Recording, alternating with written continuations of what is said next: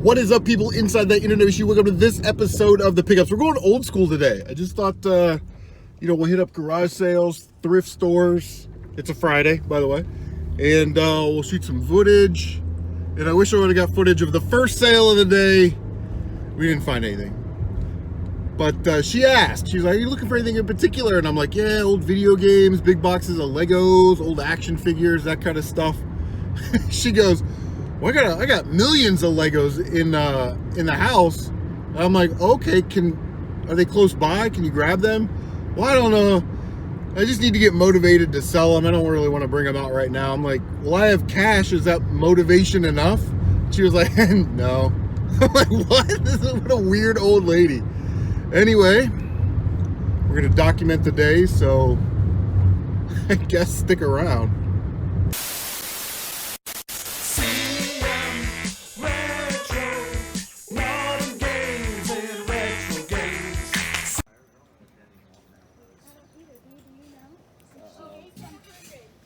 $100? Yeah. Okay.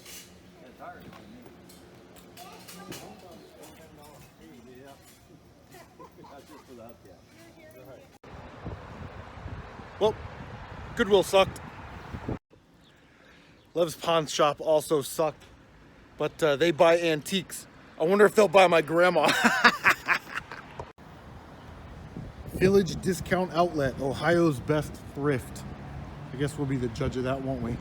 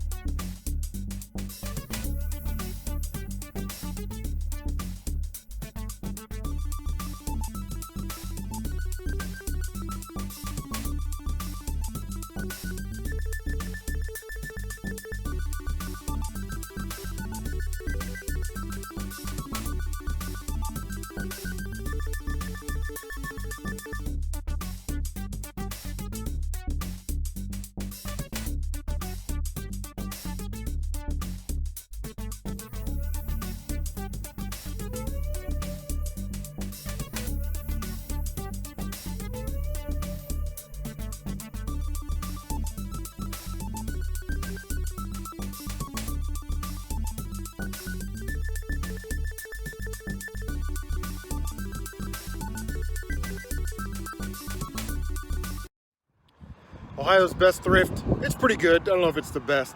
They wanted $60 for that thing of Legos, and it was mostly die-cast cars, Hot Wheels, but right across the street, there's an Ohio thrift. So we're gonna go in there.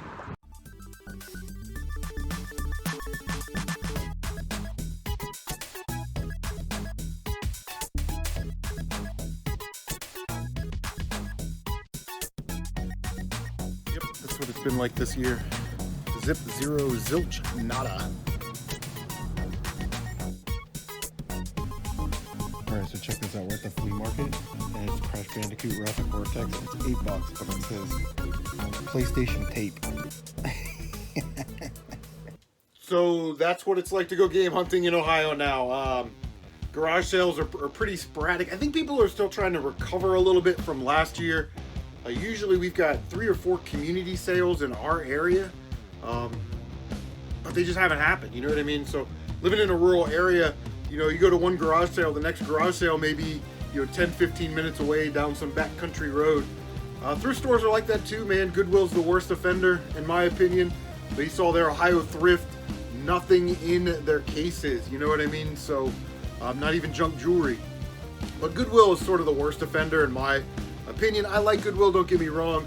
But it seems like last year, they've been doing the online thing for years, but it just seemed like last year, that was like really their only revenue stream, right? To put stuff online and sell it on their online store. And now it's like, guys, we sold all this stuff online. Just, if you get it in your in-store, ship it to us and we'll deal with it online. And because of that, there's nothing actually at Goodwill anymore. Those are just my thoughts. I'm not saying, game hunting's dead or anything like that. I just think, it's just sort of a down year. And that's okay. I'm glad I don't make my living reselling, because it's got to be a tough gig. But yeah, let's get to what we actually picked up this week. So first thing we got, if you missed it in the live stream, I'll just show these off real quick. A friend of the channel, Tylord Stevenson, I'll leave his channel link down below. sent us some laser disc. Now, I am a huge James Bond fan, so he had a couple extras. We got A View to Kill with Christopher Walken, and these are great. These are the deluxe letterbox editions, so they like open up, and there's like little shots of the movie and, you know, stuff like that in there. Just really cool. I like Laserdisc. I like James Bond on Laserdisc. I don't know why. It's just my jam. And then he also sent me one of my favorite Bond movies that I didn't have, You Only Live Twice with Sean Connery.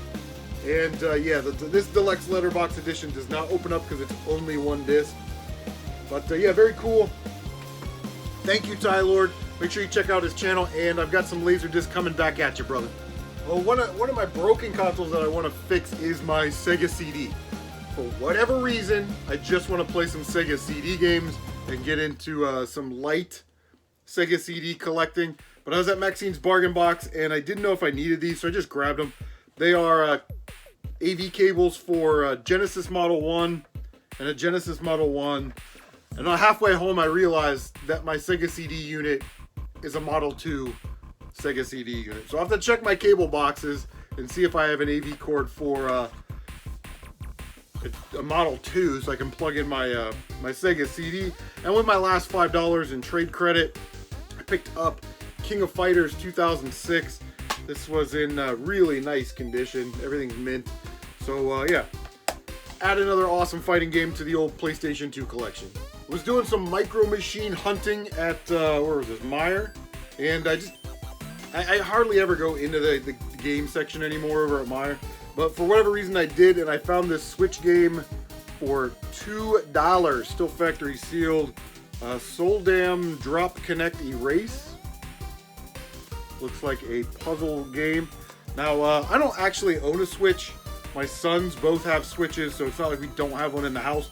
But yeah, I don't know. I don't know what I'm gonna do with that. Throw it online probably, because I'm sure they don't want to play it. So we ended up hitting the Heath Flea Market. They really didn't have a ton, but I saw this sort of in the back room there, and it is a Nintendo storage container. Remember when we used to throw away? We throw away the boxes, but then buy stuff like this. You know what I mean? Just different time, I guess. But it holds 10 Nintendo games. You can put your manuals in the middle here. Your little doodads.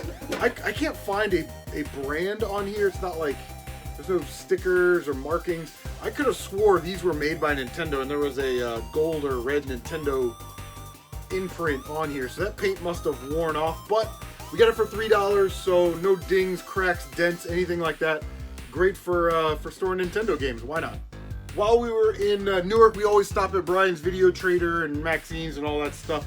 I asked about these hard shell Nintendo cartridge cases, and he said he had a box of them, so he brought them out. And he said, how about, like, it was like $2 a piece, whatever it was. So we got 10 of them, and this one actually has the hang tag on it, which is kind of neat. You know, this hung at, you know, some rental store or some resale shop back in the day, so that's actually kind of neat. I don't know. But for $2 a piece, considering how expensive these things are now, we definitely snagged them. And I might go back and get more. They had some Nintendo 64 ones. The clamshell cases are really cool. That was just sort of I thought about it, so I asked. We actually went to Brian's for a reason, to pick up a game that they had on hold for me. It's not really for me. We're sending this out to Mr. Matthews. It is The Legend of Kage for the Nintendo. Now, Mr. Matthews needs this. This either completes his childhood NES collection or gets him like real close to completing his child NES collection. And as someone that is going for a complete Nintendo childhood collection, you know, the games you had as a kid, I can tell you, man, it's always amazing when you cross one off the list and you hold the game again and you look at it and you pop it in and you play it. It just brings back all that nostalgia, all those memories and feelings, right? So it's a very powerful thing. So over at Brian's Video Trader, they always hook me up. So let's just say we got this for under $10, okay? Let's just say that. I had my eye on this game for a while. I watched a couple of reviews on it. Not a lot of people talk about it. People talk about Twin Cobra, but people don't really talk about Cobra Command. A Data East game. It's a shooter style game. Reminds me of Choplifter. If you're familiar with the Choplifter series, you fly the helicopter around. You can kind of fly it in both directions and horizontally, vertically, you know, all that stuff. You're saving hostages, blowing up enemies, traversing dangerous terrains. And yeah, I can't wait to pop this in. Now, Brian's Video Trader, actually, they run a sale. If it's $27.99, a cartridge game, or less, it's half off if you're paying in cash and cards. So this was 15 bucks, so it was $7.50 out the door. Picked up this game, it was 28 bucks, so we got it for 14, right? Half off. Listen, I like AVGN, but I don't go out and try and buy all the games that he reviews, you know what I mean? And there's just games I'm just not interested, like I don't think I'll play. But NES Addict, my boy, recently picked this one up at a convention. Said it was actually pretty good, and it was getting a little bit more difficult to find. I don't know about that, but if the NES Addict says that a Nintendo game is good, it's probably good, right? Like he knows what he's talking about. His channel name is the NES Addict, for God's sake. But it is Daydreamin' Davy, and this is a very nice mint condition cartridge. So for 14 bucks, why not? We'll add that to the collection, no problem. And we'll find out if the NES Addict is right, if this game is good. Dramatic pause. I'm running out of room. All right, last game that we had. They've had this in their case for like 3 or 4 months now. Nobody's bought it, and it's like it's about $20 underpriced. So for 35 bucks, I actually watched a review on it, and I think I'll actually like this game. It is Conquest of the Crystal Palace for the NES. It's an action platformer. Seems to have good music and graphics, that kind of thing. It's got a little nick right there at the top, but for 35 bucks, it was just underpriced, so it's one of those things where it's like I don't want to really leave it, so we end up snagging it. And hey, we can put it in one of our cases. Alright guys, that is gonna do it. Thank you so much for watching.